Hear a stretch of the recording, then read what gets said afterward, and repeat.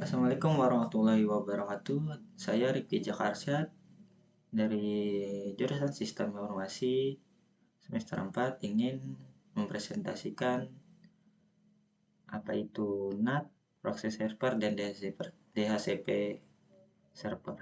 Yang pertama ada Network Address Translation atau NAT adalah teknologi yang berguna untuk mengubah alamat IP Internet Protokol dari satu jaringan ke jaringan lainnya. Teknologi tersebut banyak digunakan pada jaringan komputer yang menggunakan alamat IP private dan ingin terhubung dengan jaringan internet. Secara sederhana, NAT bekerja dengan mengganti alamat IP asli dari sumber data dengan alamat IP publik yang berbeda. Hal ini dilakukan untuk menjaga keamanan dan privasi pada jaringan komputer internal. Jenis-jenis NAT dilansir dari buku Elvenhorst Security oleh Aido Dubrowski, terdapat 3 jenis NAT. Umumnya, jenis-jenis NAT adalah sebagai berikut. Yang pertama, statistis NAT. Statistis NAT adalah jenis yang mengakolasikan alamat IP publik secara manual ke alamat IP private dari komputer dalam jaringan. Umumnya, jenis ini digunakan untuk bisnis untuk menghubungkan server web ke internet.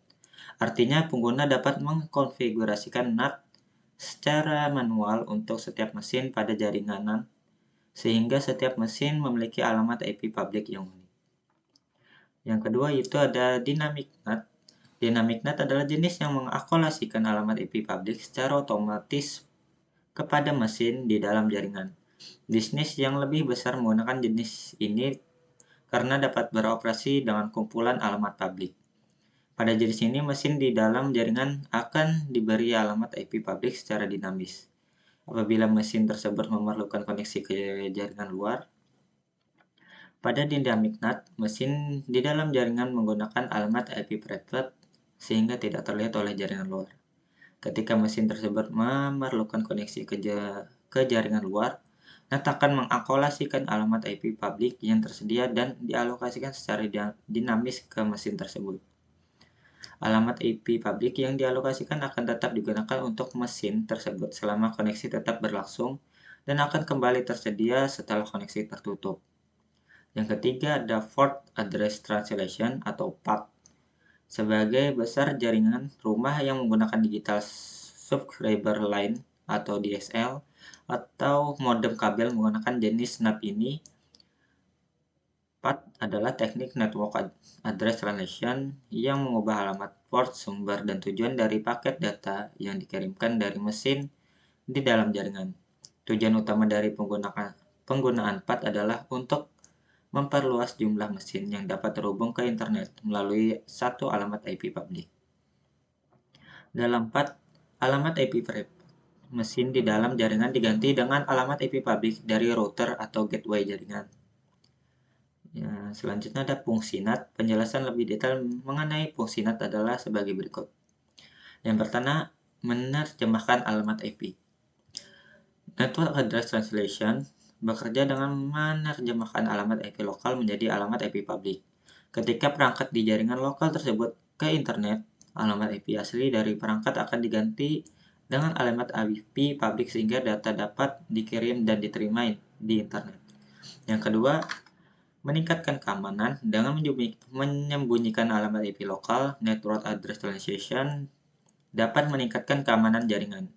Dalam hal ini, pengguna internet tidak dapat melihat alamat IP asli dari perangkat di jaringan lokal sehingga mengurangi risiko serangan dari luar. Yang ketiga, menghemat alamat IP. Dalam situasi di mana alamat IP publik terbatas, Network Address Translation memungkinkan beberapa perangkat di jaringan lokal menggunakan satu alamat publik. Yang keempat, meningkatkan kinerja jaringan. Network Address Translation dapat meningkatkan kinerja jaringan dengan melakukan fungsi load balancing. Dalam hal ini, ia dapat membagi beban trafik jaringan di antara beberapa perangkat di jaringan lokal sehingga meningkatkan kinerja jaringan secara keseluruhan. Kelima, memungkinkan akses internet. Dalam jaringan lokal menggunakan alamat IP private, perangkat di jaringan lokal tidak dapat terhubung langsung ke internet. Network Address Translation memungkinkan perangkat di jaringan lokal terhubung ke internet melalui satu alamat IP publik yang sama. Selanjutnya, apa itu proxy server? Proxy server adalah perangkat komputer atau software yang bekerja sebagai proxy, yaitu menjadi perantara bagi Anda dan server tujuan. Jadi ketika mengakses internet, Anda tidak langsung terhubung ke website tujuan karena akan melalui server terlebih dahulu. Misalnya, ketika mengakses sebuah website, dengan adanya proxy, Anda juga bisa melakukan aktivitas internet yang lebih aman. Alasannya, informasi asli Anda bisa disamarkan dengan bantuan proxy tersebut. Jadi tidak mudah dicuri oleh hacker. Tak hanya itu, proxy server juga cukup efektif digunakan sebagai sebuah gateway. Nantinya sebuah koneksi yang dilakukan akan sesuai dengan setting gateway yang ditetapkan. Dengan begitu tidak mudah ditutupi serangan dari luar yang tidak diinginkan. Selanjutnya ada fungsi dari proxy server. Yang pertama masking. Proxy server memiliki fungsi menutupi atau menyembunyikan identitas Anda, terutama alamat IP. Ketika pertukaran data melewati gateway, alamat IP Anda akan diganti dengan begitu website yang Anda tuju tidak bisa mengetahui alamat IP asli Anda. Yang kedua ada connection sharing. Server proxy berfungsi sebagai sebuah hub atau terminal. Sebagai contoh, jika sebuah perusahaan menggunakan proxy, maka semua orang di perusahaan tersebut dapat mengakses internet melalui satu jalur atau satu gateway. Yang ketiga ada filtering. Fungsi proxy server lainnya adalah filtering atau sebagai pemilah informasi. Semua transfer informasi menggunakan internet akan di-sharing terlebih dahulu sehingga bisa meminimalisir serangan virus atau malware. Yang keempat ada caching.